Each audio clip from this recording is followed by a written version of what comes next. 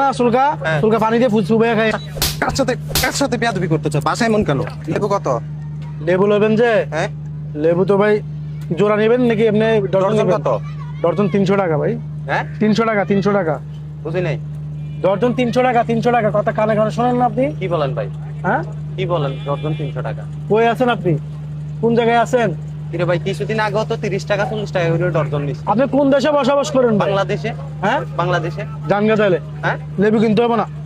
লেবুর সুলকা আছে না সুলকা, হ্যাঁ। সুলকা পানি দিয়ে ফুল চুবে খাইয়েন। আপনার বাসায় এমন কেন? বাসা কি মানি? হ্যাঁ, হ্যাঁ, বাসা কার সাথে বেয়াদবি করতেছ? বাসায় এমন কেন? লেবু শুকলা ভিজাই খামু মানি? ফাইজলামি শুরু করছস বেটা?